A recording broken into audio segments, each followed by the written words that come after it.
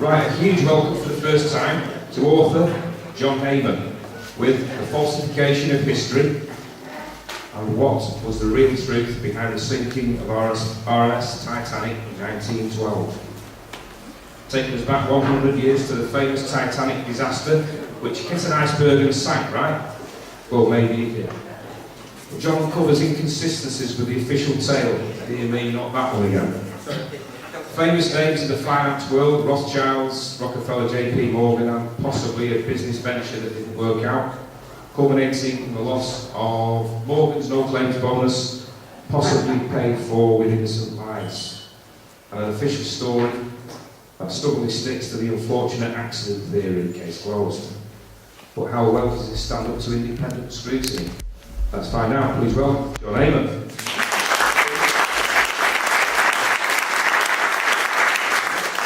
Thanks very much, everyone, and welcome to the real story about the sinking of the Titanic. Just first of all, can everyone hear me at the back? Okay. Yeah. Okay, good.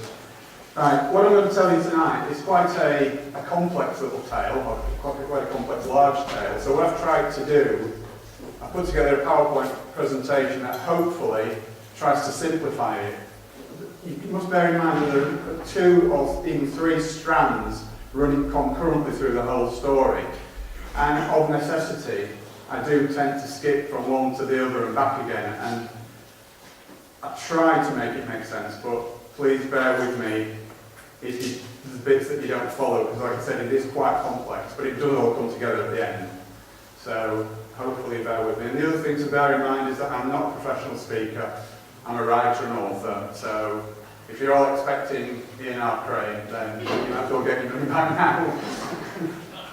I'll do my best.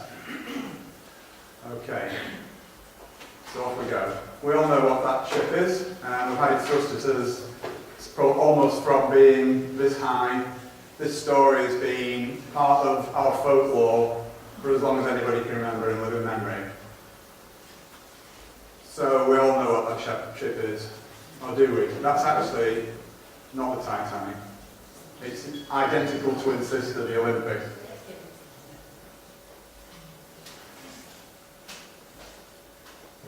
So what do we know about what happened on that night of 14th, 15th of April 1912?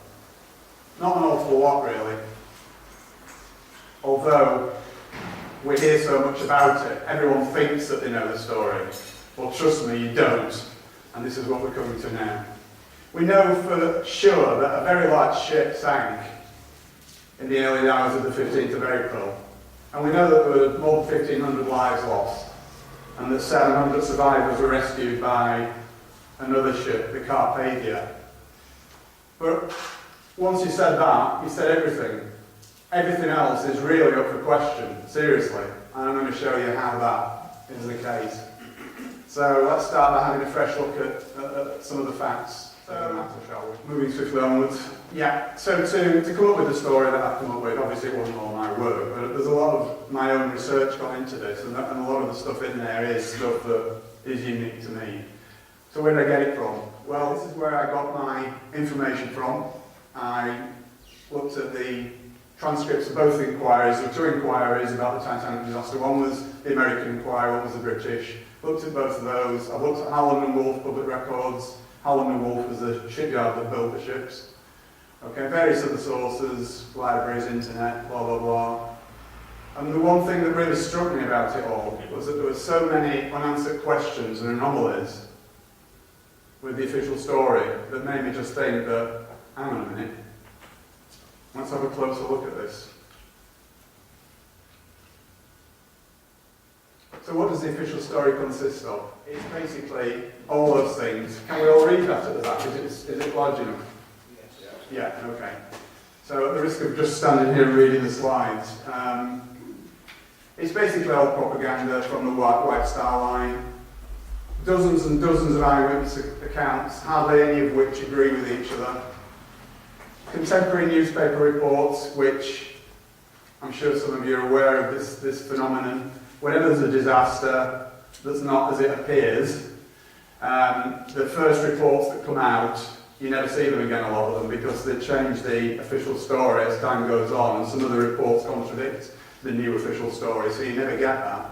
So by looking back at old newspaper reports, I've actually found a lot of stuff that's never mentioned and absolutely conflicts with the official story. Okay? So the inquiries were generally regarded as a whitewash. Okay? And the conclusions that they came to were so obviously incorrect as to be mind-blowing. There was also a British and US government cover-up, which again, as we go on, I'll talk more about that. And one of the things that has been responsible for the apocryphal tale about the Titanic, one of the major things that's been responsible for it, is a book, which some of you may have read, and a film, which some of you may have seen, and it was this one. Let me just click on now. It's called A Night to Remember. It was written by a guy called Walter Lord. And Walter Lord, just for a bit of background on him, he was an ex-CIA agent. Now, the first thing that interested me was what on earth is an ex-CIA agent doing writing a story about a shipping disaster 40 years previously. And the conclusion that I came to on that was for the same reason that the CIA get involved in anything and everything, and that is to cover it up and obscure the truth. So the Titanic myth that we all know and love so well is a result of that book and that film. And trust me, 80% of it is utter hogwash. Right, so let's just set the scene a little bit. We have to turn back the clock a little way, first of all. A guy by the name of J.P. Morgan, John Pierpont Morgan, who was a big American financier at the turn of the 20th century, from the 19th into the 20th century. Very close links to the Rothschilds and the Rockefellers and all the usual suspects. Okay, he bought the British White Star Line, which was the line that eventually built the Titanic and the Olympic and the Britannic, the three sister ships. Okay, the British government, because it was a foreigner, they had to sanction the purchase. And they imposed certain conditions on that purchase, on that sale, which, please bear that point in mind, because that will become very important a little bit later on.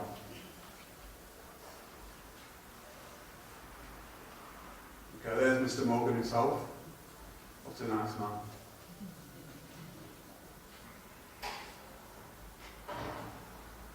Okay, so in 1907, Morgan asked Harland and Wolff Shipyard, who almost exclusively built ships for the White Star Line, by the way, to build a new class of luxury liners, and he was going to call that the Olympic class. And work started, as it says there, in 1907 at Harland and Wolff Shipyard in Belfast. And it was going to be three ships. Firstly, the Olympic, closely followed by the Titanic and the Britannic, which came a little bit later. And these were going to be the largest moving objects that had ever been built at that time. Olympic and Titanic would be virtually identical, but significantly there were some differences, and again we'll come on to that a little bit later as the story develops. Okay, so in 1910, this is where we swap over onto another little thread, which you're going to have to bear in mind as well as we go through it. In 1910, in what appears at first sight to be a totally unrelated incident, 7 extremely high-powered American financiers met in total secret at a place called Jekyll Island, which is off the coast of Georgia in the USA. Okay? They were the representatives of those powerful financial organisations, J.P. Morgan himself, and as I said before, the Rothschilds and the Rockefellers. Okay? It was all done in absolute secrecy, and this is documented, and the documentation is available, so this is not my speculation. No surnames were used at all. And their plan was to introduce something into the American economy called the Federal Reserve Bank. Now, I guess most people have heard of the Federal Reserve Bank. Is there anyone who doesn't know and wants me to explain what the Federal Reserve Bank is? Don't be shy. Okay. We all know what the Federal Reserve Bank is. But just in case someone's too shy to put their hands up, I'll just give you a brief picture of what the Federal Reserve Bank is. Think of it as the American version of the Bank of England. Okay, so it's the American central bank that has the responsibility for the issuance and creation of money.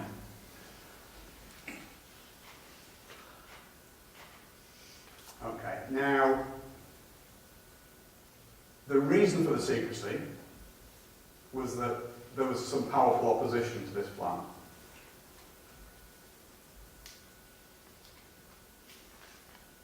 Okay, we've covered that. Why was the Federal Reserve Bank so important? It was one of the next step in their plans for world domination, basically. They needed the Federal Reserve Bank to just backtrack, say, 20 years before 1910 to about 1890. The decision had already been taken. Now, this might sound fantastic to some of you, but others may know that this is the case. In 1890, World War I was already in the planning, but there was no way of financing it because it would have taken absolute massive amounts of money, huge amounts of money. And the only way that they could do that was to come up with a way of creating money. And the way that they decided to do that was by introducing the Federal Reserve Bank, which was basically going to usurp from the American government the ability to create and introduce money into the economy. So it was so important because World War I was a big part of their plans for the 20th century, and that's why it was brought in. But as I say, there were powerful interests opposing the Federal Reserve Bank, not from any benevolence of the masses, of the ordinary people, but only because it would seriously diminish their own fortunes. And this guy was one of them, Benjamin Guggenheim, you may recognise the name. Another guy was John Jacob Astor, and Isidor Straus. Now, neither of these were three of the richest men in the world, but none of them derived their own fortunes from finance. It was industry, retail, leisure, but not finance, and that's very important. I'll just give you a moment to read that. I won't read it out myself, but that's an important statement from Henry Ford that Henry Ford made in 1918. And he was talking about the Federal Reserve Bank.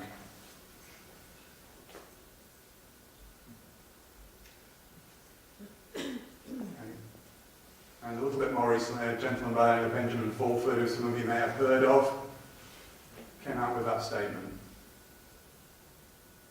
which is what we're talking about tonight, basically.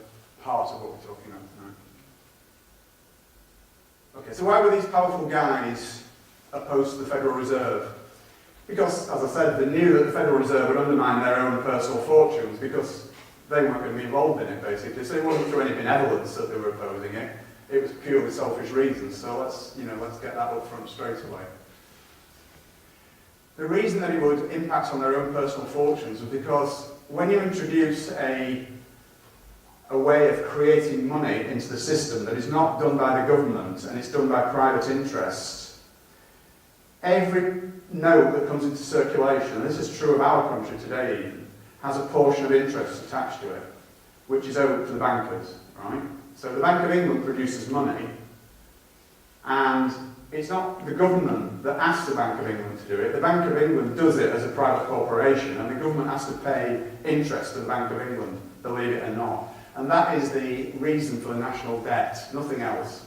So any other BS that the government comes out with for the national debt is nonsense. I'll tell you right up front, right now, it's because of the way the Bank of England operates.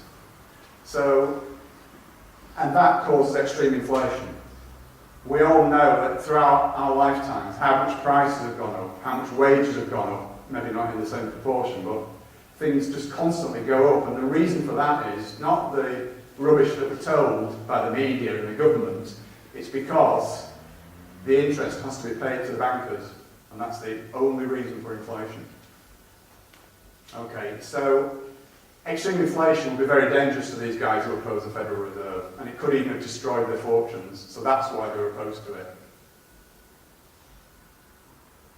Indeed, after the Titanic incident, just so happened that Mr. Morgan himself acquired their businesses anyway. So, just something to bear in mind.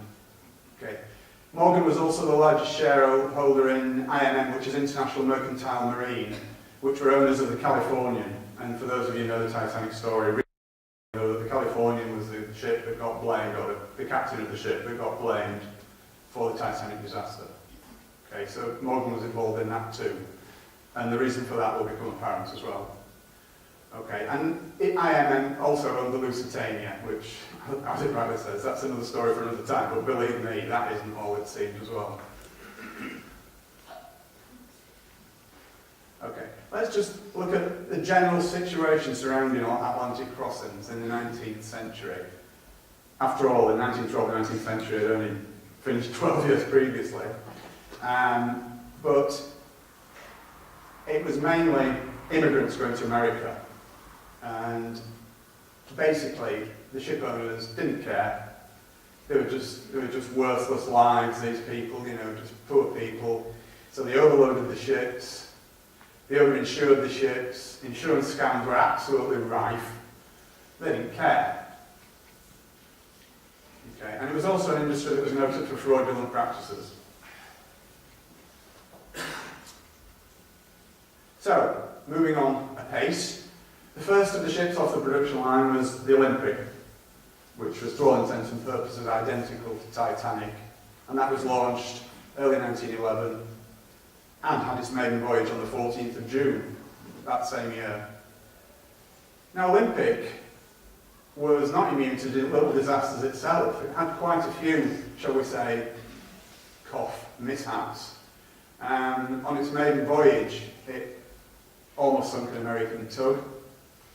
Okay, but the biggie, as far as Olympic was concerned, was that in September of that same year, as it was leaving Southampton Harbour, steaming down Southampton water to head out into the Channel, it was involved in a horrendous accident with a Royal Naval cruiser called HMS Hawke. Now, that is never publicised, alright. It is available information. I'm not saying you couldn't find it out. But how many people knew that? Put your hands up that actually happened. Okay, about 6 people, fine. Okay, so, yeah, very important point. Now, the damage to Olympic was far more serious than they first thought. It limped back into Southampton Harbour for initial testing. There's HMS Hawke. That was almost a write-off as well. But Olympic went back to Southampton and they did the initial damage assessment and they found a huge hole. And by huge hole, I mean a huge hole. You'll see a picture of it in a minute. But even worse than that, there was all sorts of unseen damage as well. There were bent and broken beams, metal beams. There were thousands, hundreds of thousands of rivets that popped. Steel plates were completely ripped away. It was a mess. It was a mess. There we are.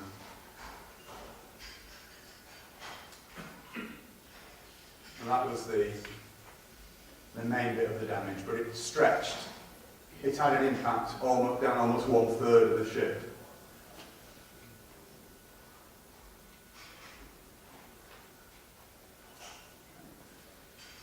Now, the biggest problem that it had was it had twisted the keel of the Olympic, and this was causing a huge list of port. It was quite dramatic, actually, the list of port, and again, that becomes important in a little while. Even the temporary patches to get it back to Belfast, because bearing in mind in those days, this was the biggest ship that had ever been built in the world. The only place where there was a dry dock big enough for it was at Belfast. So they had to patch it up at Southampton as best they could, using divers, to get it back to Belfast, to the dry dock. And even the patches, to enable it to do that, took 2 weeks. Okay, so back to the dry dock for proper damage assessment in October 1911. In the meantime, whilst all this was going on, any accident involving a Royal Navy ship, there has to be an inquiry, and that inquiry is undertaken by the Royal Navy. And of course, wouldn't you just know it, who was at fault for the accident? It was the Olympic. Now, this was pretty serious. pretty serious. The Lloyd's of London declined the insurance claim, which was an absolutely massive blow to the White Star Line. Now, it was not only liable for damage to Olympic, but it was also liable for damage to HMS Hawke, and this was going to run into many, many millions of pounds, and in those days, millions of pounds were serious money. And the upshot of it would be that had that been allowed to continue, then White Star would have been bankrupt. There's no question about that.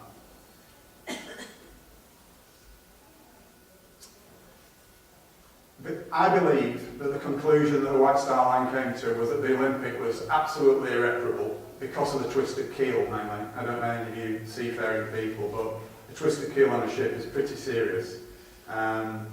So they got basically two options: scrap it, which would have definitely meant the end of the line for not only White Star, but Holland and Wolff as well, who, if you remember, I said, they almost solely built ships for White Star. So if White Star went down, then so did Holland and Wolff. Obviously they went for the patch-up option. I think they were just buying time, to be honest, see what could happen. So they patched it up, and that took 7 weeks. So bear in mind that 7 weeks out of commission, it was a lot longer than 7 weeks if you take the time before it, from after the collision until the 7 weeks began, and then add a tack of 7 weeks onto the end of that. It's a lot of time for a ship of that magnitude to be out of service. The speculative investment that JP Morgan and co. had put into the Olympic class meant that they needed a return on their investment really, really quickly. And not only were they having to pay for all these repairs, but they were losing the revenues that would have been generated by the Olympic traversing back and across the Atlantic, taking passengers. So it was a huge, I can't stress that enough, it was a huge financial blow to them. Okay. Now we know that steel struts were put in place to brace the keel, and I will return to that towards the end of the presentation. So just bear that one in mind as well. Okay, and also to expedite the repairs, they actually borrowed the starboard propeller from Titanic, which was not finished, but it was well underway. It was probably about 2/3 of the way built at this time. Okay, so basically they needed Titanic in service as quickly as possible, along with Olympic, to start generating revenues. Otherwise. Okay, so Olympic was actually involved in yet another collision, believe it or not, when it got back into service in January 1912. And it lost a propeller blade. It had to get back to Southampton. And we know that there was severe vibrational damage, which obviously didn't help the cause at all. And it created enormous stress on what was an already badly damaged ship, even though it had been patched up. So back we go to Belfast again. Propeller blade replacement. Now it's interesting this, because according to Holland and Wolff records, a propeller blade usually took about 5 hours to replace. It was just a case of unscrewing bolts, big bolts, I grant you, but just a case of unscrewing bolts, and with a team of a few men, that could have been accomplished in 5 hours. It actually took 4 days. It was in dry dock for 4 days, having that propeller blade changed, which is a little bit strange, but we'll have a look at that for now. Okay. So what were they doing for 4 days? Well, strangely enough, Olympic had been launched by this time, although it wasn't finished. It was sat there in the water. And they were photographed together several times in Belfast around this time. Don't forget, this is like 3 months before Titanic's maiden voyage, and they were together. Originally, the Titanic was meant to be going out on the 20th of March, but that was put back to the 10th of April. Partly because of all the contretemps with Olympic. And there they both are, the two sisters sat together. Almost identical. Almost. Let's look at the differences. Okay. On the forward part of C deck, which is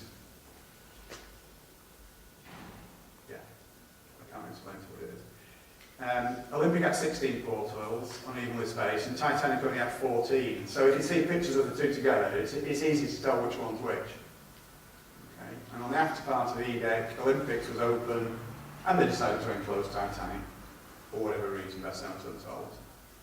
Okay, so did they switch them? Well, let's have a look. I think they decided to switch them, with a view, you probably guessed by now, with a view to sinking what had been the Olympic to claim the insurance money. Okay, and that, I think that decision was taken shortly after Titanic had been launched.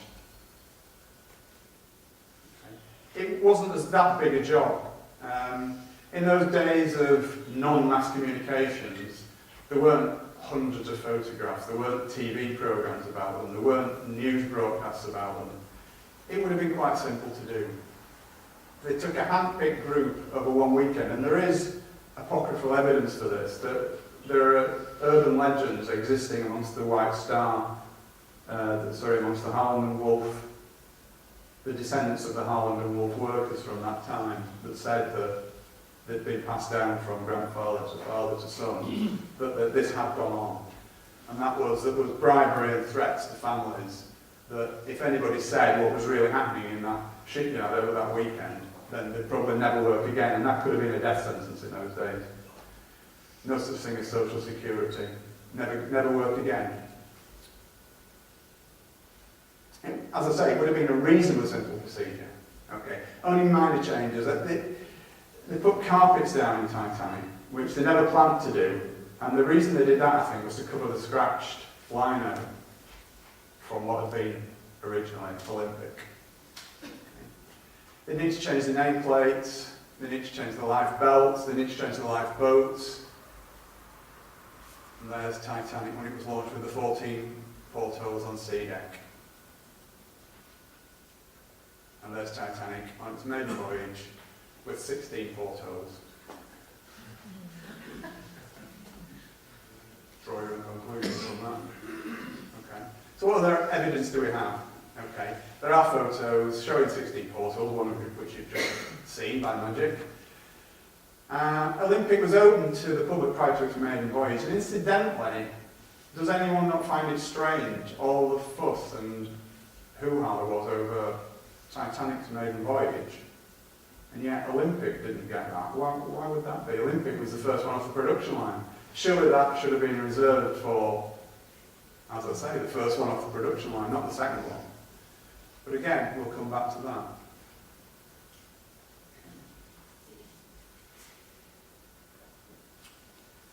Another little piece of evidence for a switch was that a guy called Lawrence Beasley, who was a second-class passenger, he reported a list of port throughout the voyage. He was a survivor, obviously, and he mentioned it to the crew or to anybody who'd listened, but of course it was ignored.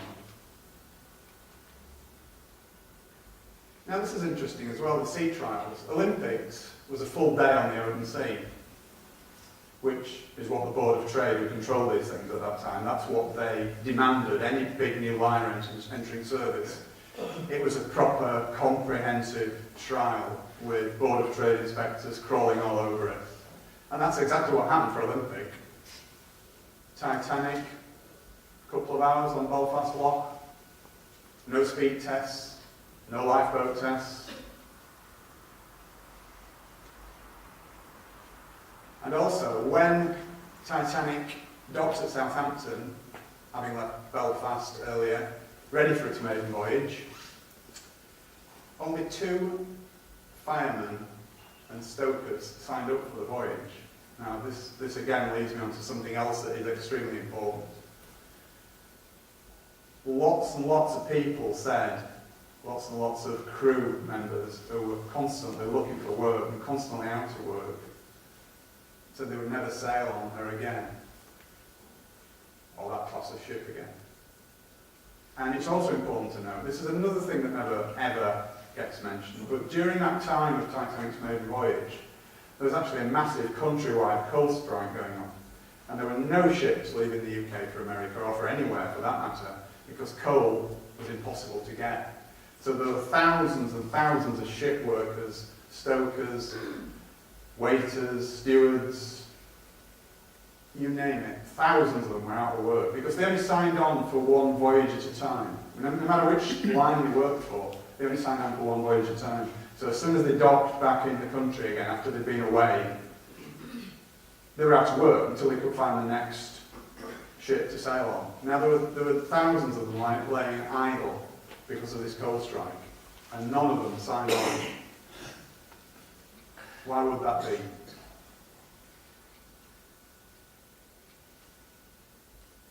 Okay. So just to recap a little bit, why would they make a switch? I'm making a serious allegation here. Why would they make a switch? Well, as it says, the Olympic was virtually worthless. It was uninsurable. Damage beyond economic repair, I believe. White Star Line and Harland and Wolff would have been bankrupted. So did Mr. Morgan, forever with an eye for the main chance, look at it as an opportunity to kill two birds with one stone?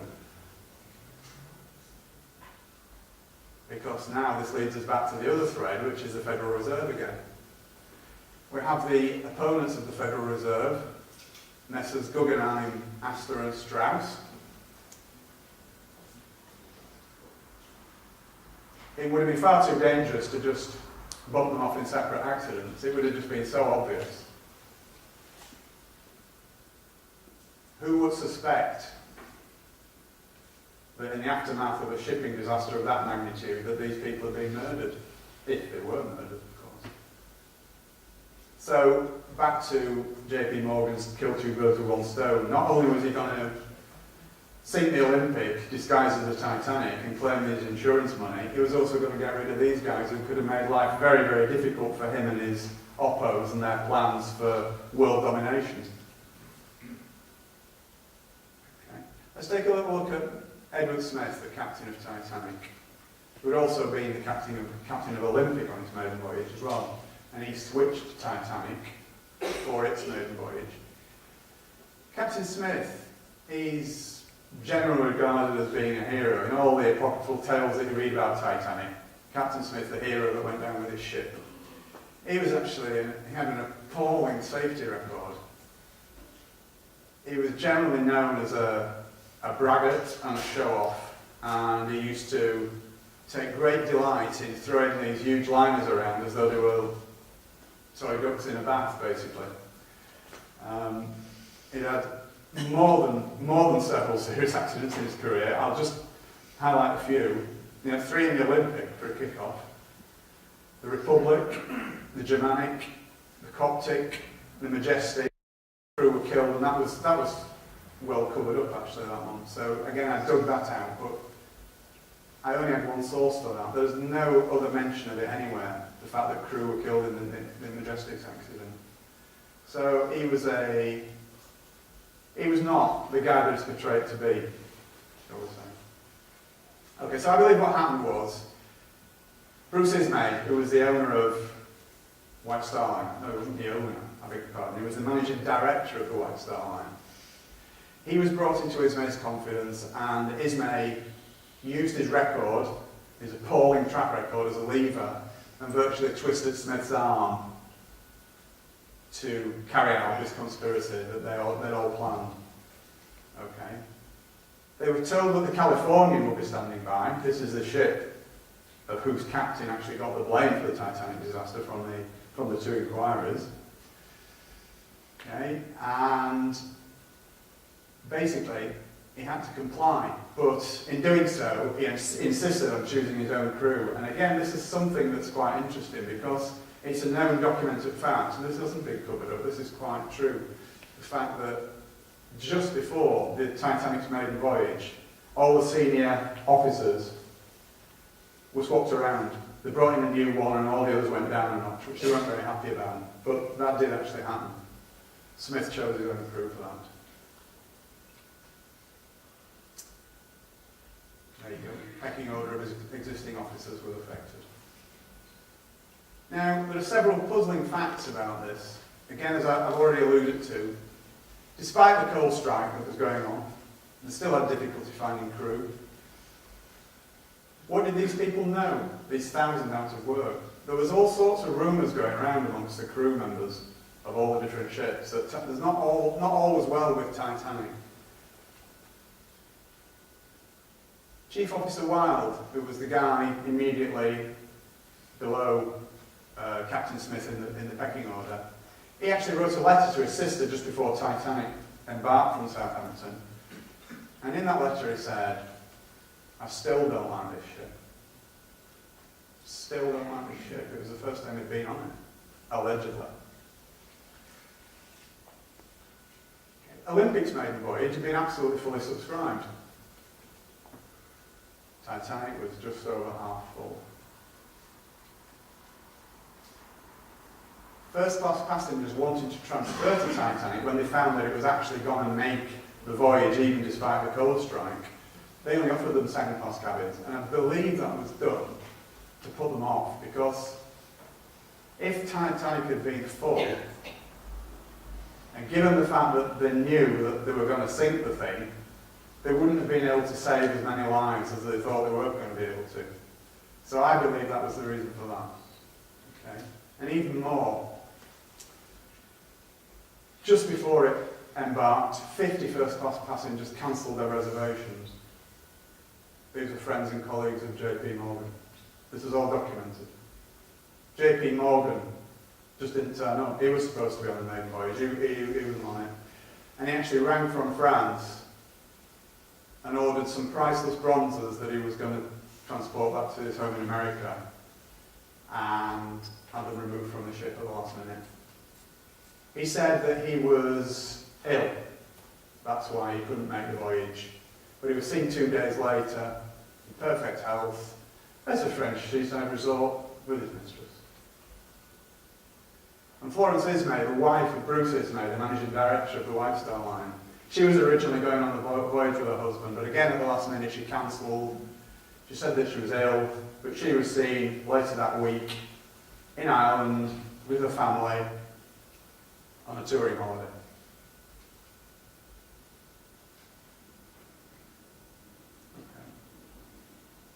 So what do we know about the Californian? We all know that the Californian was the ship that never came to Titanic's rescue and got the blame for the disaster. Yeah? Is everybody aware of that fact? Right, well, California, this is quite an interesting issue as well. Again, despite the coal strike, Californian left England, I think it left London, 5 days before Titanic. It's had a full complement of coal somehow. Nobody knows how or why. Well, we know why, perhaps. It's had no passengers. I mean, just that fact on its own. It's had no passengers. Why would you send a ship across the Atlantic with no passengers? People were clamouring for passengers across the Atlantic, but everybody was stranded because there were no ships leaving. So the one that is leaving has no passengers. Does that make sense? Is it just me? Okay. And also, this is really interesting. I was gobsmacked when I read this. I'm sure you will be as well. There was no cargo. Does anybody know what the cargo was on the California? The only cargo that they had? No. Sorry? No. 3,000 woolen sweaters and 3,000 woolen blankets.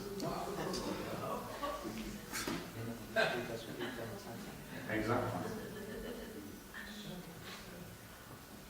There she is, the Californian, and there's Captain Lord, who was the master of it. So, on the 14th of April, the Californian came to a dead stop in the middle of an ice field. Now, the story we all hear about that is that, well, of course it stopped because it was in the middle of an ice field. It's too dangerous to carry on. No. Captain Lord, he was a tall man for those days. He was 6 foot. But for some strange reason, he decided to spend the entire night of the 14th and 15th of April on a sofa in the chart room fully clothed. Again, it's all documented. This is not conjecture on my part. It's all documented. He ordered the boilers to be kept fired. Now, normally when ships shut down, for whatever reason overnight, they shut the boilers down to save fuel. Okay? And the crew were made to be on standby overnight. Okay? So what was he expecting? What was he expecting? I can't imagine. I really can't imagine. So back to go to the Titanic, and again, I'm sorry we keep having to swap around, but because everything's happening concurrently, it's not just a chronological story, it's backwards and forwards, so I hope you're sort of following it, and I do apologise for the intricacies of it, but it's the only way I can tell it really. Okay, so again, I mentioned this before, huge fanfare and build-up to the maiden voyage. Olympic, nothing. Could it possibly have been the reason for Titanic's massive publicity? Was it to attract the social greats of the day to it in great numbers, including Messrs. Strauss, Guggenheim, etc.? In fact, much of American high society was aboard.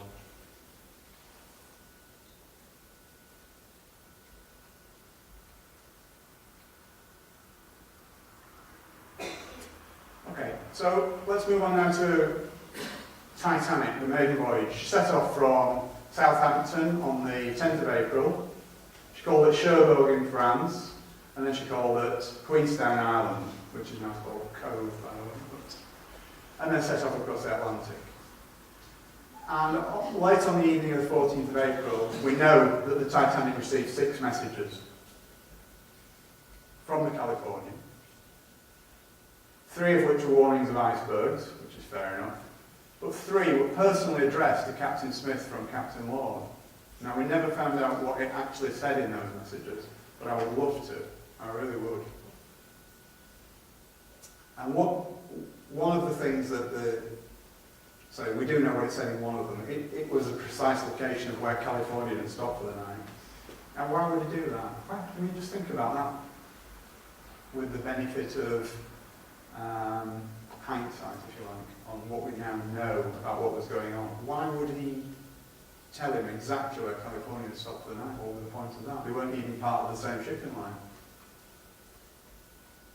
Okay. It's also a documented fact that Captain Smith delayed turning the Titanic west on the southern track. There were different tracks going across the Atlantic for different times of year, mainly to avoid icebergs. But he delayed it for 10 miles, which actually put Titanic directly into the ice field. Was that a coincidence? I don't. But again, this is something that did come out. This is something that is prevalent in stories like this. We know that for a fact that the radio operators were busy with passenger messages, so they weren't really taking an awful lot of notice of other ships and their wireless traffic at all. So everything was concerned with getting the first class passengers messages to their family and friends in America who were probably waiting for them at the quayside. Okay, so according to them, they didn't receive the Californians' last messages. So again, draw your own conclusions. Now, we know that there are several other ships in that ice field in exactly that same region that night. And they were all travelling at full speed, so why was the Californian stopped? It stopped and closed down for the night. And we're told, as I said before, that this is because you cannot run at full speed through an ice field. But that is just hogwash, and I'll come on to that a little bit later. This was Titanic's route from Queenstown across to New York. You can just see the edge of the ice field there. It doesn't show very well on the slide, but it's there. And it's just there where Smith turned into the ice field. And that's where the accident took place. If it was an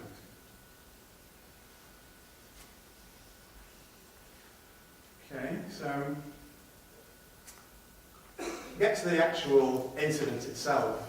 It's 11 o'clock in the evening, 2 lookouts, Fleet and Lee started their watch, their shift. Okay. And strangely enough, as Captain Lord had done, Captain Smith also decided to spend a night fully clothed on a sofa, not in his cabin. 1:35 p.m, the iceberg was sighted and a warning was sent to the bridge. and the helmsman was ordered to port around it. Which, incidentally, doesn't mean turn to port, it means turn to starboard. It's a bizarre thing, but it actually means you turn to starboard, which is the right, and you port around something. It means that the rear end swings out like that. Sorry, nobody can see my arm, I do apologise, but it swings round it like that. So that's called porting around it. Okay, now that would have been fine. That would have worked perfectly. They would have missed the iceberg, completely missed the iceberg, apart from the fact that somebody reversed the engines, which guaranteed a collision. Because the speed Titanic was going at, porting around it would have taken it, at full speed, would have taken it a wide berth around the iceberg and past it. But reversing the engines meant that it was like slowing right down, so it didn't have time to get past the iceberg. So that actually more or less guaranteed that there would be a collision. So why was that done? Again, it's all very strange, all very weird. Okay. First Officer Murdoch, who was on the bridge at that time, so he was effectively in charge of the ship while his superior officers were sleeping or off duty. Did he deliberately guide Titanic into the iceberg? Because it was him that gave the order to reverse around. This is an experienced guy, you know. He wasn't a rookie. He'd been around a bit. He'd been on the ships for 20 years. He knew what he was about. You don't get to become first officer of a huge liner like that without knowing, you know, what's right and what's wrong when you're issuing instructions to helmsmen. So that in itself is very strange. And it leads me to think that something wasn't right there. Now, another interesting point is that Titanic's turn circle was 1,280 yards, which, as it says on the slide, is about 2/3 of a mile. And its stopping distance from full speed is at 850 yards, which is just under half a mile. Right? Now, in his testimony to the American inquiry, Lightoller, who was the second officer, said that the iceberg had been visible from 2 miles. So, when you just read that information again, given that fact, why did it hit an iceberg? If its stopping distance from full speed, and it wasn't even travelling at full speed, was 850 yards, and the iceberg was visible from 2 miles, something's not right. The iceberg should easily have been avoided as well. The other aspect of this is that there were, despite what you may believe or think, there were only actually 6 eyewitnesses to the alleged iceberg collision. Only 4 of whom survived, and all these were working class. And what I mean by that is they were the ordinary seamen. No passengers witnessed it. They were ordinary seamen aboard the Titanic. The 2 officers that witnessed it, well, we'll see what became of them in a short while. Murdoch allegedly shot a passenger and then immediately committed suicide, something which his family have vehemently disputed ever since, or his descendants. 6th Officer Moody allegedly drowned, which just left Quartermaster Oliver, who stated at both inquiries, "I saw nothing," even though he was on the bridge. The helmsman, Hitchens, who was immediately transferred to a job as harbour master in Cape Town upon landing in New York. Lookout Frederick Fleet and Lookout Reginald Lee were the only 2 who actually gave any evidence at all at the inquiries. Any or all of those could easily have been coerced and bribed, in much the same way that the Harland and Wolff shipworkers were. Just the simple expedient of threatening them with the loss of livelihood. It would have been a piece of cake. Okay, another strange anomaly. After the iceberg hit, or Titanic hit the iceberg, which we prefer, Captain Smith ordered Titanic half speed ahead for 5 minutes. Why would he do that? The thing was taking water. Was he trying to get closer to the Californian? Then as soon as they spotted a ship on the horizon, immediately he closed the engines down. Very confusing. So what we'll do now is I'll just do this little recap and I think it's time for a break. Okay, so now we have a ship standing dead in the water, Californian, sorry, Olympic, Titanic. A rescue ship standing by, which we believe to be the Californian. We have messages sent from California stating its position, for whatever reason. Smith can see a stationary ship on the horizon, and he assumes it's the Californian, and therefore everything is going to plan. And I think we'll leave it there on a little break.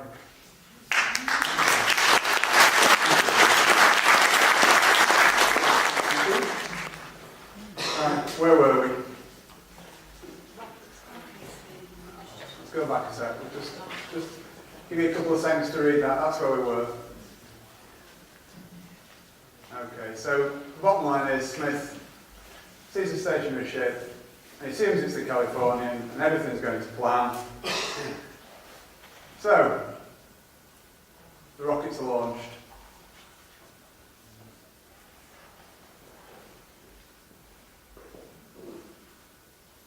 Okay, so Titanic starts sending out its signal rockets around midnight.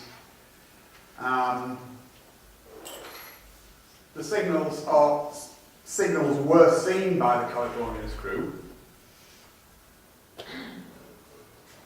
but only white ones, and that's significant because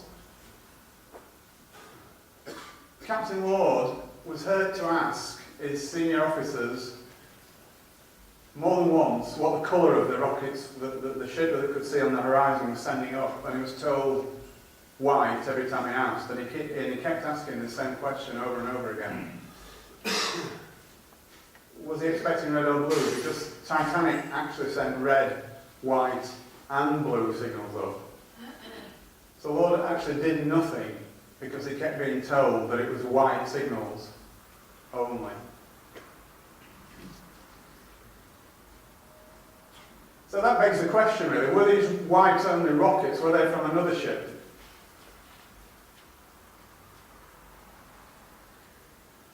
Now, I'm not sure how clear that is, but here's the Californian, okay, and here's the reported position of Titanic, the red boat, but here was the actual position of Titanic. And in between the Californian and the Titanic, again, this is something that is not reported widely, there was a smaller ship called Samson. Obviously that's a little bit exaggerated, but you can see the effect of the curvature of the Earth. Because of the distance between the Californian and the Titanic, which was actually 19 miles, although according to Titanic's reported position it was only 11 miles, the curvature of the Earth was actually obliterating Titanic, as you can see from the diagram. However, Samson, significantly, was visible. Now, the Samson, what was all that about? I hear you ask. Right, well the Samson was actually an illegal seal fishing boat. And it was discovered much later, after the event, that it was actually in that vicinity sending up white rocket signals only. Now why was it sending up white rocket signals? Rather a strange thing to do if it wasn't in distress. But as a seal fishing boat, it was actually culling the seals from all the ice flows around in the ice field. And it was recalling its small rowboats that it sent out to the various little icebergs, growlers and ice flows that were around there. And it was calling them back in. And to do that, it was sending up white rocket signals. And how do we know that this was the case? Well, first of all, the captain admitted it after the event, long after the event. And he also said that he'd seen coloured rockets from the other direction In other words, in the direction from where Titanic was. So I believe what happened was that Californian actually saw the white rockets. The Lord was privy to the information that Titanic's distress signals are going to be red, white and blue, and so he did nothing with the white signals. But those white signals have since been interpreted as coming from Titanic, which is incorrect. Obviously the captain of the Samson never came forward because what he was doing was highly illegal. Titanic sent up 22 multicoloured rockets, and according to Captain Lord, they only ever saw white ones. So this is quite an interesting conjecture. Did Titanic even hit an iceberg at all? I mean, on the surface of that just sounds such a ridiculous question, doesn't it? It just brings everything that you've ever known about the situation into question, and it just seems impossible at first glance. But there were only 4, as I said, working class witnesses, for want of a better description. And one of those fleet, the lookout, he completely refused to answer questions. Oliver saw nothing at all. And Hitchens, the helmsman, he was given a new job in South Africa very hastily before the British inquiry. So, and the other lookout, Lee, he gave conflicting testimony. So in other words, what he said at the American inquiry and what he said at the British inquiry were 2 contradictory things. But then there's another interesting incident, which again is never covered in the apocryphal story, and this concerns something that was referred to in contemporary reports as the yellow funnel steamer. Okay, in the aftermath of the alleged collision with the iceberg, there was a yellow funnel steamer spotted by several, not eyewitnesses to the accident, but several people who came onto the deck of Titanic, stated to newspaper reporters in New York that they'd seen a yellow funnel steamer disappearing off into the distance. And also, there was a lifeboat floating nearby when the Carpathia picked up the survivors. It was definitely not from Titanic because it was a different colour and a different design. And furthermore, all the ice on the deck, I mean, again, there's lots and lots of eyewitnesses reports about the deck being covered with large chunks of ice. Fine. Everybody assumes that that's from an iceberg, but it was an extremely cold night. And there was literally hundreds and hundreds of yards of rigging on Titanic. The wireless masts were just, in effect, like rigging going from one end of the ship to the other. And they would have been, at 28 degrees Fahrenheit, which is what the temperature was at the time, they would have been absolutely liberally coated with ice. Any collision at all would have shaken loose literally tons of ice from not just the rigging but from the masts and all the different cabins and structures on the deck. So it's quite feasible that even if it didn't hit an iceberg, there could be copious amounts of ice skating around the deck.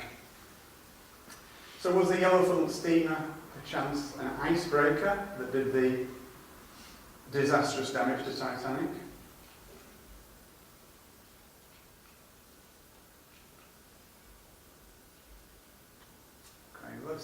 Apologies for the skipping around a bit here, but it's necessary because there's so many things going on at the same time, and it's difficult to do it as a chronological story, if you like. But Edith Russell, who was a British survivor, was adamant that she said that Titanic's officers told her that the Californian was on its way to pick up everyone. This was in the immediate aftermath of the collision with whatever it was. Okay, so the officers told her the Californian was on its way. The Californian wasn't on its way. The Californian wasn't even aware of where the Titanic was or what was going on at that point because it had not received its signals. So how did the officers know? The lifeboats were less than half full. Everybody knows that. I mean, they were. I mean, that's no exaggeration. The lifeboats were less than half full. But why would that be? What on earth would possess officers, experienced officers, to actually send out lifeboats half full? Well, we hear all sorts of stories about how that was, but to be frank, none of them stand up to close scrutiny.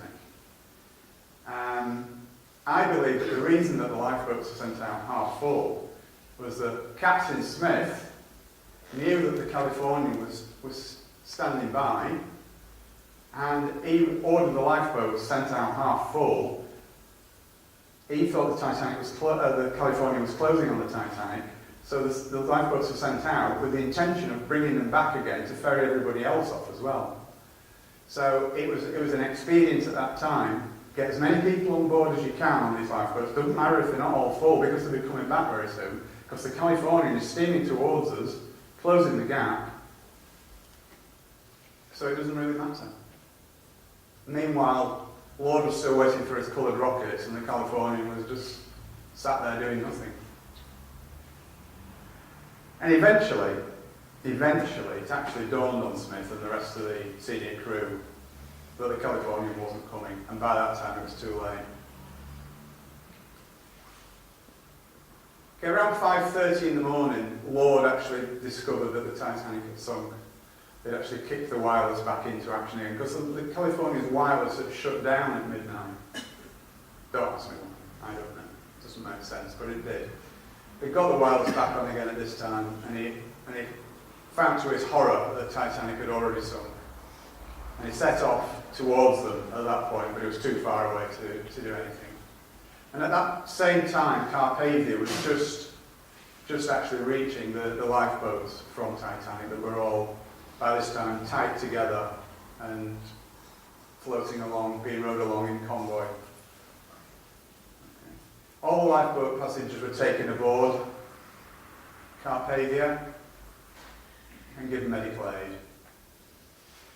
Bruce Ismay, the managing director of the White Star Line, who you remember was on board the ship for the maiden voyage, but his wife wasn't. He was allegedly in complete and utter shock, distress. He was taken to the doctor's cabin and sedated, but that's contradicted by the fact that at around that time he also sent 3 messages around 10 minutes apart to the White Star officers in New York. So again, a strange anomaly. And once they arrived in New York, all the crew were immediately subpoenaed to attend the official inquiry, which was to take place the following week. Sorry about this. That's an interesting photograph, actually. It's nothing to do with the conspiracy at all, but it's just that's the first Titanic lifeboat arriving at the Carpathia. Somebody on the Carpathia took that picture, which is a very poignant.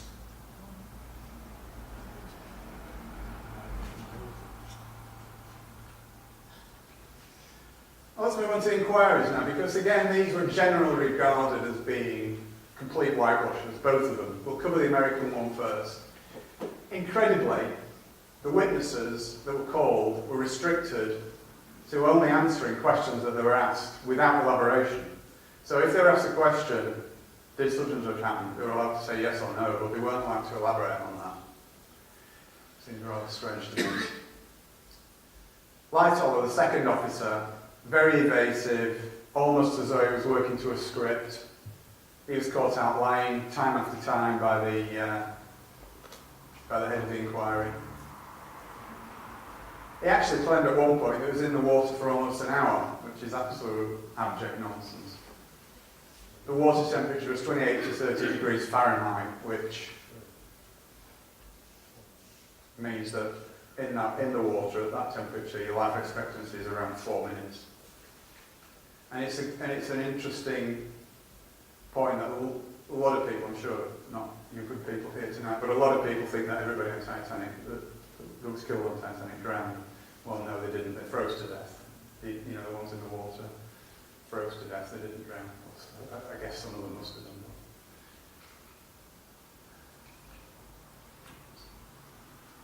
that. Lightoller referred to the inquiry as a complete farce, and he wasn't wrong. Stacks and stacks of contradictory evidence. I've got loads of examples, but there's far too much to cover in an event like this without boring and all silly. Okay, Fleet, again, he was very intransigent, he refused to answer questions. When you read the transcript, it looks to me like he was told to say nothing, and he did his best to try and say nothing, but he was coerced by the guys who were cross-examining him. And drowned as a result of that because he was just an ordinary guy. He wasn't very eloquent. He became very angry and agitated. And it was obvious he was covering something up when you read the transcripts. Okay, and this is an important point as well. At the American Inquiry, they actually brought in 2 or 3, I can't remember which, but there was 2 or 3 experienced sea captains asked the questions, and they all said that an iceberg of the size that allegedly collided with Titanic can be seen 3 to 5 miles away on moonless nights. And also, significantly, it's normal procedure to maintain full speed because of that fact. So why was California stopped? It really does beg the question.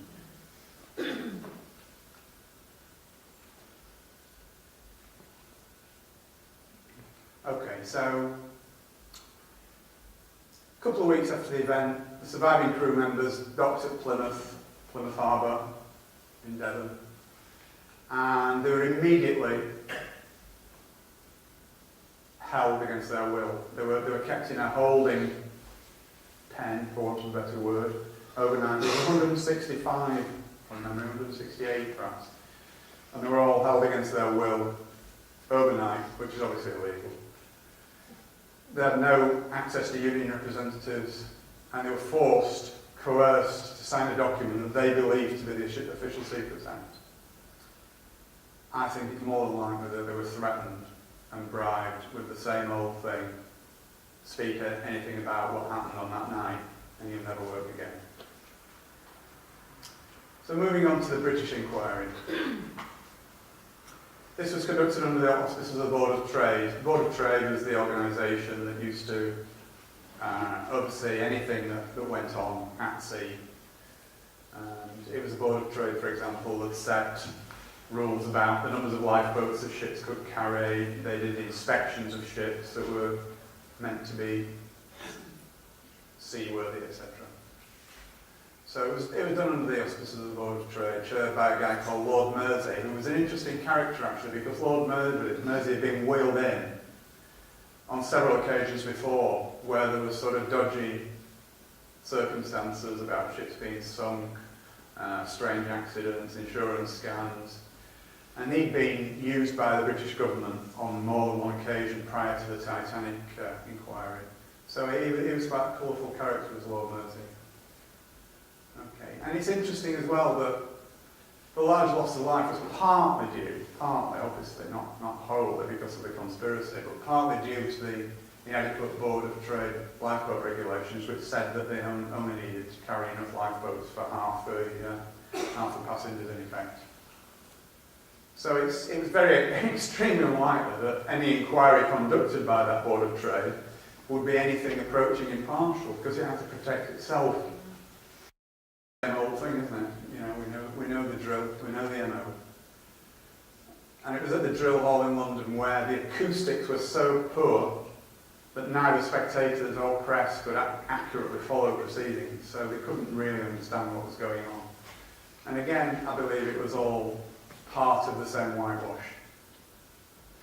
Both inquiries, in fact, were regarded as a whitewash at the time. If you read contemporary newspaper reports, even the newspapers of the time were very pro-establishment, with making statements like whitewash and things like that. So,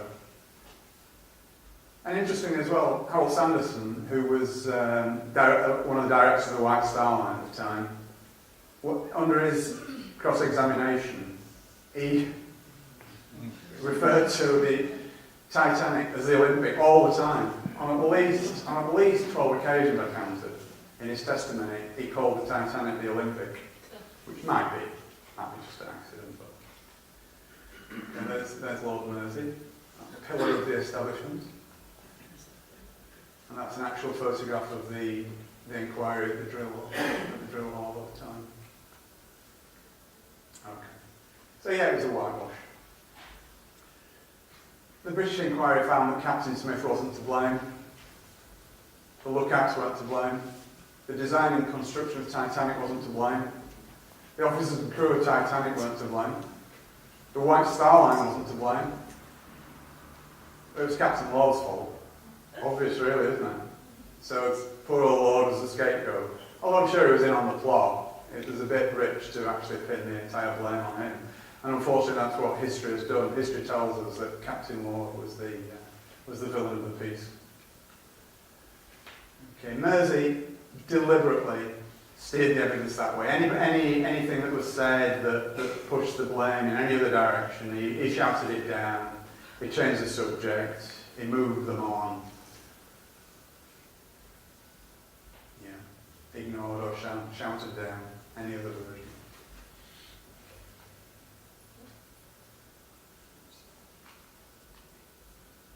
Okay, and I actually deflected the attention away from lots of other things that I would have thought might have been sort of fairly important. Things like Titanic's bulkheads should have been at least one deck higher. That would have probably saved the ship. And the fact that the Board of Trade, if you remember right at the beginning of the presentation, I told you about the sea trials. They signed the Titanic off after about an hour and 40 minutes of sea trial on Belfast Lock.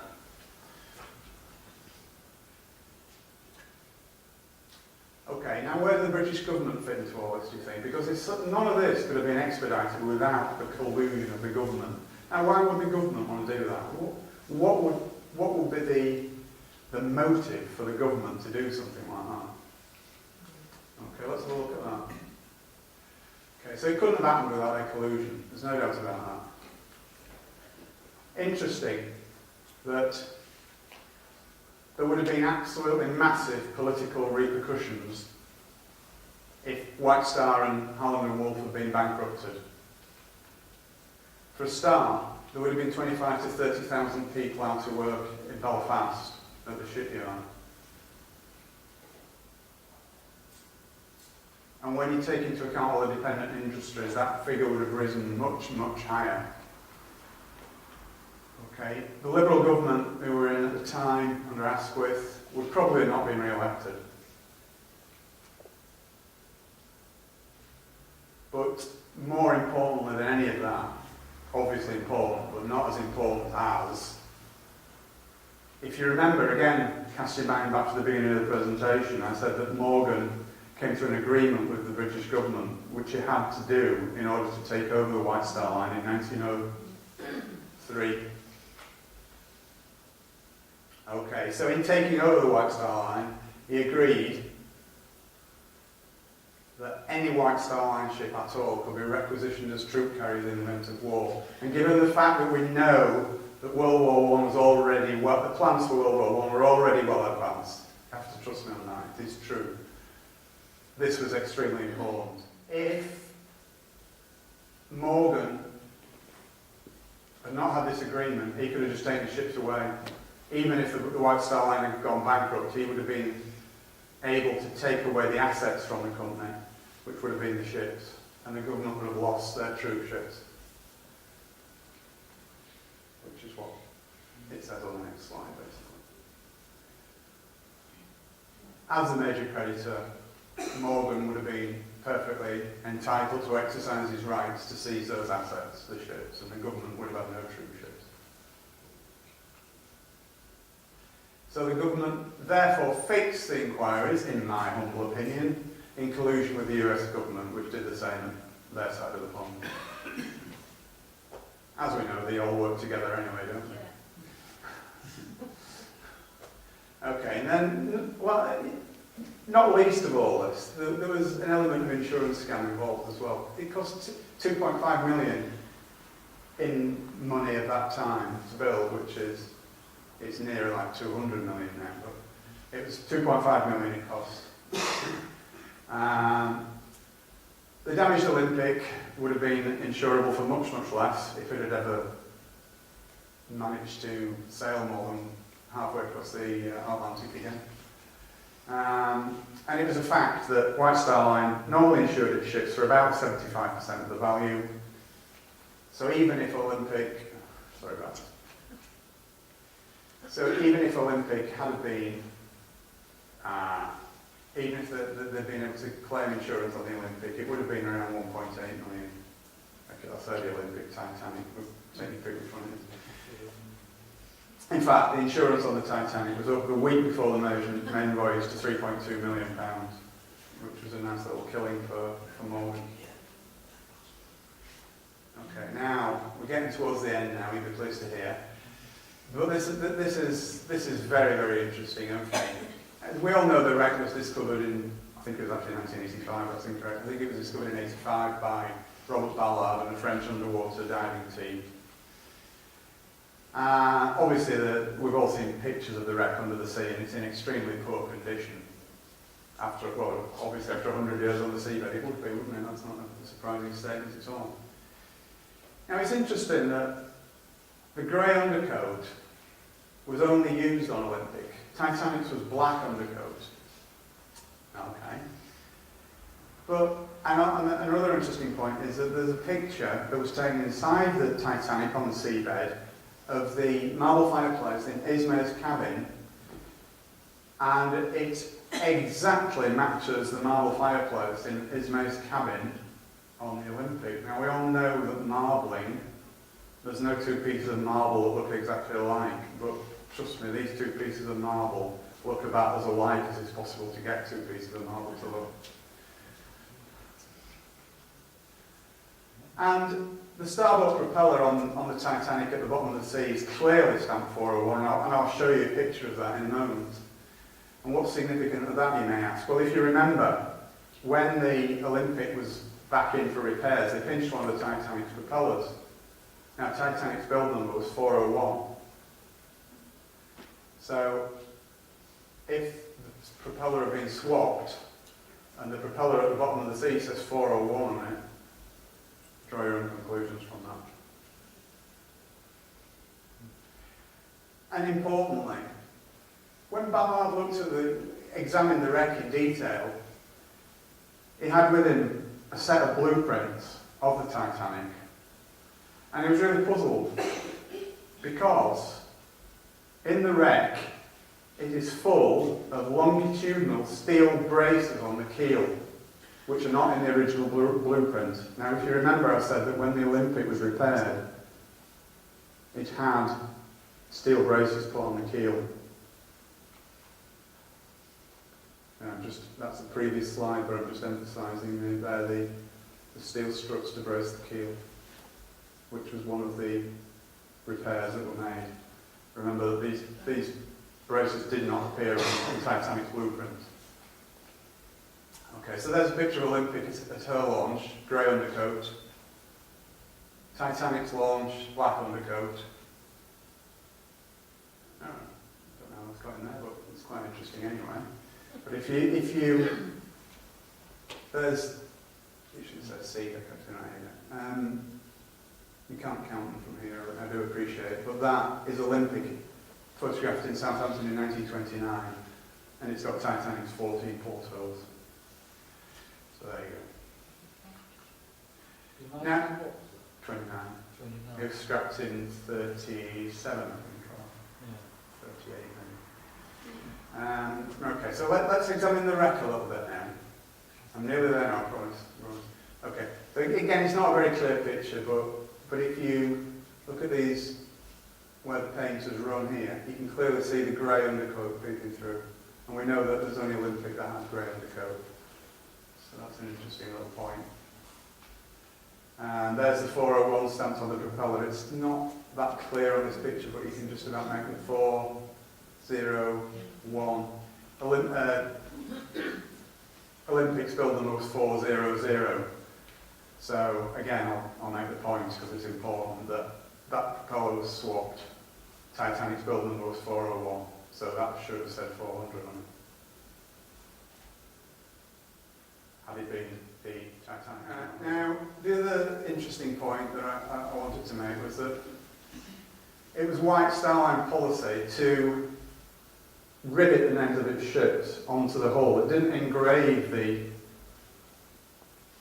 I beg your pardon, it's the other way around. It engraved the names of its ships into the hull. It didn't put iron letters stamped and riveted onto the hull. They were actually engraved into the hull, not standing out in relief. Now, this is a close-up of the Titanic hull, and you can clearly see the letters M and P clearly, it's not that clear, but it's just about visible that it says M&P engraved in the hull. And that is exactly where 2 letters of Titanic have fallen off onto the seabed and are no longer visible. So again, it's all evidence. So that's where the letters were.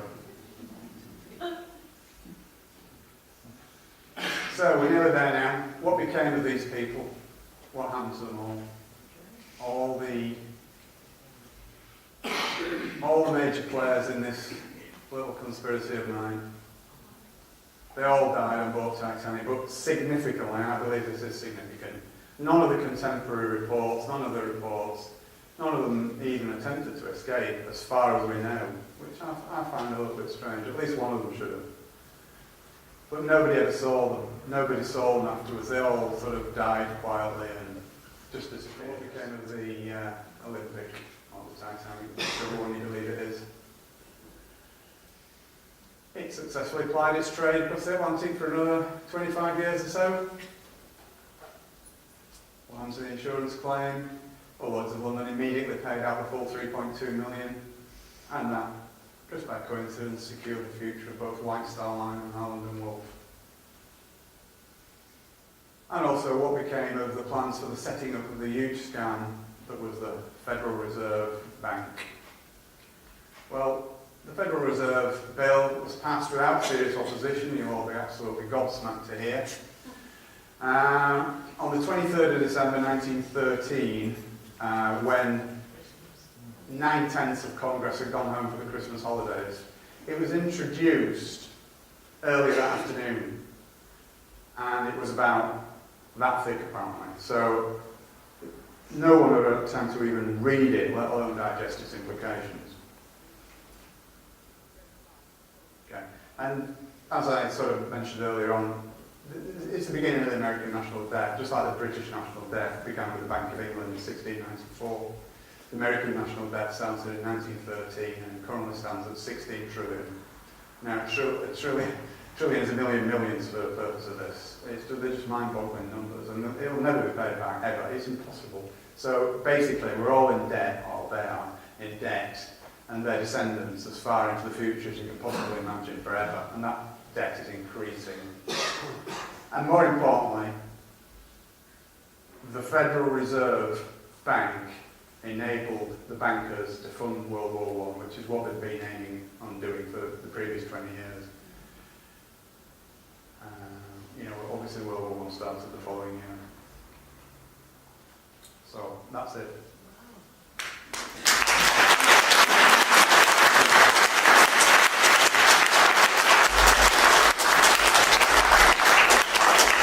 Some of it may be a little bit of a stretch, some of it might be a bit tenuous, but... Which person was it stated about the leadership? He's managing director of White Star Line, yeah. He survived. He survived, yeah. He got the lifeboat. Right. Do you know if the damage from the iceberg was anywhere near the massive damage to the Olympic in that collision? No, apparently all that bit of the ship is covered up. I know it's a good question actually, but no, that bit of the ship is covered up, so you can't. There's no evidence for that really. But interestingly enough, there is a picture, which I've not managed to get into the presentation, but there is a picture available on the internet of the Titanic leaving Southampton Harbour on its maiden voyage, and you can see there's a patch in the hull. You can't actually see a patch in the hull. They're slightly different coloured plates. Yeah, it could be just coincidence, bad photography or whatever. But, They declared it to be the site of the Titanic national sort of monument thing, haven't they? So that Yeah, so down on it or that's right. It's you can go and have a look. it's regarded as a grave, isn't it? Yeah. Yes. Do you think this had anything to do with why the Americans didn't enter the war right at the very beginning regarding all this sanctions? It's an interesting question, and I've not really given that any thought. But Seems funny, it's like 2 or 3 years after the First World War yeah, started. yeah. But don't forget that even though it was in America, the Federal Reserve. I mean, these people transcend all countries. They're not just Americans. these people, if you follow the pyramids to the very top, they don't have any countries at all. It's just a free-for-all across all nations. You know, you could argue that all nations had only been created anyway to create an illusion that we live under, that things are as they are. But these people know no country boundaries. The countries don't matter to them at all. So I wouldn't attach to them. For people that can question the fact that powers that be would massacre thousands of people just to get part of their globalist plan, Yeah. you have to look at 9/11 and 7/7, exactly the same scenario. So you just treat it as cattle. Absolutely, you don't care. But interestingly, to go back to the time period when this happened, chivalry would dictate that it was women and children first, Yes. and yet Ismay got off, and the industrialists could have put stop to the Federal Reserve. Yes, exactly. Yeah. I mean, Ismay lived in shame for the rest of his life over what he did, because he actually he got into a lifeboat against orders from the crew, because obviously he knows the managing director of White Star Line. It was the crew that were in charge, basically. He had to do what they said, because, you know, when they're at sea, they were his boss, not the other way around. And they actually said, no, you can't go in. And he just got in. And he lived in shame for the rest of his life, and he died in the late 1920s, I think it was. But he'd immediately resigned from the White Star Line as soon as he got back to England. And his name was very black for the rest of his life. It points to the fact that they were probably killed on board, rather than get the chance that they might have done cowardly thing and got on board like his mistake. Yeah, absolutely, yeah, because they would have thought and think about saving themselves, would they? Yeah, I see the point you're making. Yeah. Can I ask, you know, the Of sequel course. that you said, the Samson, that was in the way, so Yes. the ship didn't see the flags from the Titanic. Was Yes. that put there on purpose? I don't think so, no. I think that was just... all that planning then as an idiot got in the way. Exactly, yeah, I think it's just one of those things that happen, isn't it? That just seems so silly to have gone to all those lengths and Yeah. then somebody just got in the way. I mean, you know, I don't claim for 1 minute that this is absolutely exactly what happened. I'm just putting this forward as a hypothesis. But a lot of the stuff I have actually, you know, I've not made anything up, put it that way. But what I have done is build a story around the stuff that I have found out, if you understand what I'm saying. So I'm not saying that my story is absolutely 100% correct, but what I am saying is everything that I've researched and found out is 100% So maybe correct. someone else on the boat that's got rid of Sorry, just move over here, I can't see it that much. the three Aston, Strauss and Guggenheimer. What happened to them, do you think? Do you reckon there's something? I think they were murdered. I absolutely think they were murdered, and the ship sinking was just a cover for that. How did they get them on the boat? Did somebody give them the tickets? Because that's a good coincidence. No, but this is what I was saying about the maiden voyage of Titanic. It was made out to be this great thing, and anybody who is anybody is going to be on there, you know. Right. So that's why it was all hyped up to get people like that. They probably had an invite, but I think they paid for their own passages. I'm pretty sure they did. Yeah. Do you reckon somebody with an agent was on there that... I would say it's absolutely almost certain. Yeah. Yeah. See, it's interesting when you read the thing at the back of the book about all the people who were on board, Yeah. how fruitless some of these lies were when you consider that when they did all the survivors, it was all Lord such and such a person and manservant all the way down. Oh yeah. And yet you get Absolutely. probably 70% of them were not even working class, were they? That's right. Yeah, no, very, very few working class people actually survived. You know, it was very top heavy towards first class, Yeah. and second class a little bit more, but third class, but not as much as first. You know what I mean? Hi. Can you just enlarge, Dr. Simpson, on your comment that they were planning the First World War? Yes. 1890. It's a very big picture. I mean, the Titanic incident is just one tiny little jigsaw puzzle in a massive, massive picture. Okay. Were they planning a war, any war, or was it going to be between England and Germany? It was going to be between England and Germany because Germany, it was regarded in elite circles, shall we say, that Germany was getting too big for its boots. Right? Germany was taking trade markets away from the British and the American corporations, which ruled the world then just as much as they do now. So Germany needed to be taught a lesson. So they had to find some trumped up charge to to nail Germany. So that was all going on. But they needed more than anything, they needed the finance.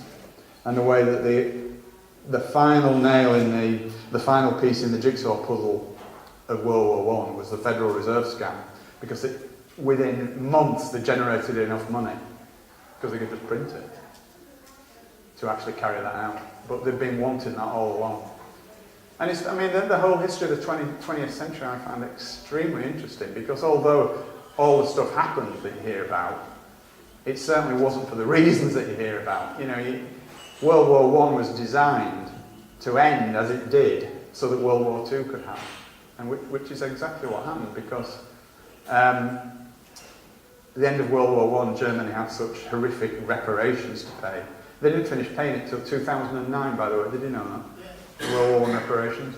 That they knew it would cause extreme austerity in Germany and extreme, shall we say, the big extreme parties such as the Nazis that would come to power, and they actually funded, you know, it was Americans that funded the Nazis anyway, because it was all part of the same master plan. They don't leave anything to chance, these people. I know it sounds fantastic to anybody who's not come across these ideas before, but I've been researching this stuff for like 10 years or more, and you know, that's what I do. I don't have a job. I'm a full-time researcher and author now, and honestly, when you scratch just a little bit below the surface, the world is not at all like you imagine it to be. Not at all. Well, So, my dad said to me before 1972 that wars didn't take place the way they presented it. They were organised. why do you say before 1972? He died in 1972. Oh, I beg your pardon. Sorry. If I had my three wishes, I would have an hour, but Right, I right. ask you what he meant. Yeah. Well, all wars are artificial constructs. They're all done for not the reasons that they tell you they're done for. It's mainly about making money. We could go on all night about it. It's such a big topic. What's your take on what is going on at the moment? This austerity and crashes and Greece and so forth. Have you got any theories about that? Oh yes. How long have you got?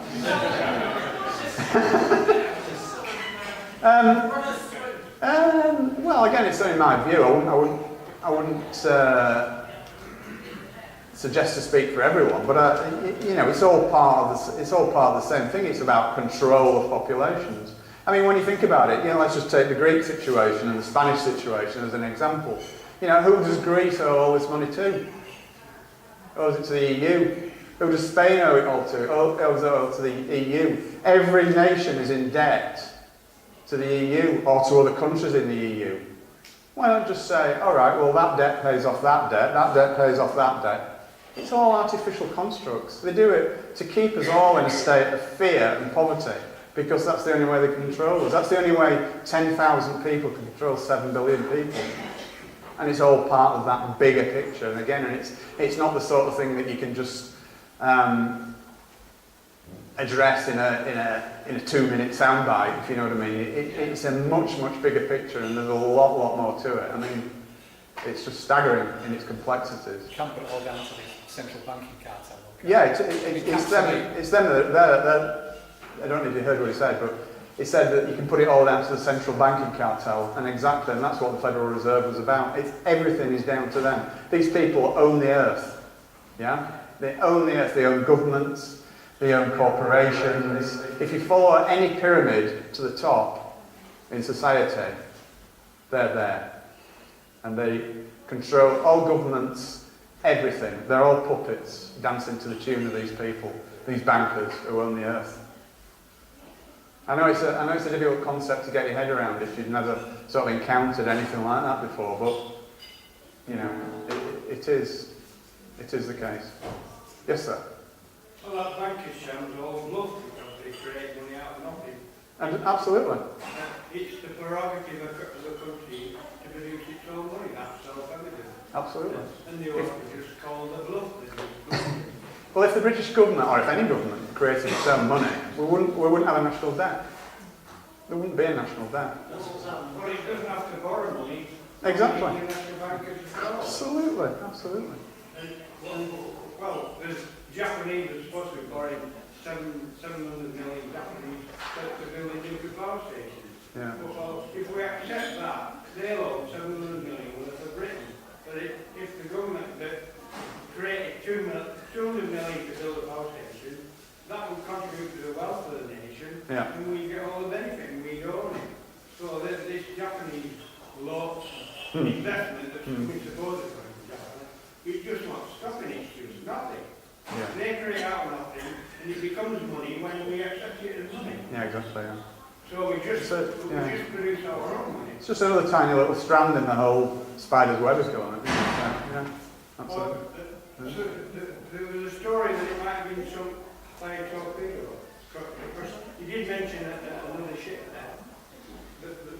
Well, it could have been, yeah. Yeah, I mean, it was just my presumption that it might have been an icebreaker. It could have been a torpedo for all I know, yeah. Have you ever heard the idea? I've read it to you. No.